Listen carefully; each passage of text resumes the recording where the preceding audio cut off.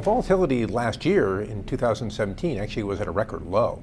So I would say that the volatility that we've seen the last few months is more a matter of being normal rather than being high. But it also makes sense in that the economy has been ripping. It was up 4% in growth for much of this year, and now we're beginning to see some signs of slowing. We're seeing a yield curve that's starting to flatten out, and that means that there's going to be a little bit of a challenge. And then the Fed has been starting to tighten up its balance sheet for the last 18 months, and that also slows things. And then finally, the rest of the world has slowed down a little bit. And so all those things are making the market a little bit nervous. And we probably had elevated valuations and some stocks that had probably flown too high to the sun, too close to the sun, and so they're melting a little bit. But it's not a bad thing because it's a growth slowdown, at least in our opinion at this point, not a recession. One of the things that's interesting about the market is that it doesn't just go down. It tends to give you signals that things are kind of danger signals. And so we began to see a danger signal in the beginning of the third quarter.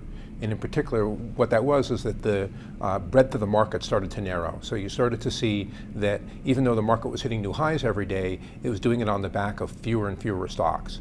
And also the stocks that were leading were the ones that were the biggest cap and the safest stocks. And the more aggressive type companies and the smaller companies were underperforming. And that historically has been a great signal of danger. So Scott and I took action in the third quarter to go and cut back on a couple types of stocks. The first were, we were less patient with companies that had weakening stories. So we tended to cut those out of the portfolio.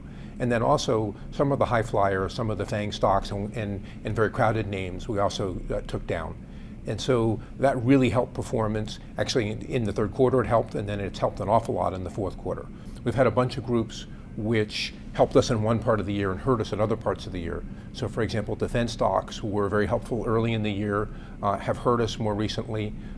We think actually that's a great opportunity because we think that the tensions with China right now are something that are going to put pressure on defense, on the Defense Department. It's going to have to spend more money.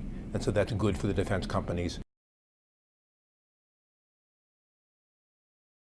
The key thing to watch right now is whether the growth slowdown that we're seeing and that the rest of the world is seeing develops into a recession, or whether the economy continues to motor along okay.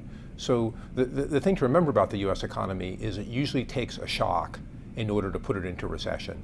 Just a little bit of a headwind from tighter money or from higher rates or from international weakness isn't usually enough to knock it off its kilter. It feels to us like next year is going to be a year where the market probably goes up. But we are also getting pretty late in the cycle, and it's time to play a little bit of defense right now.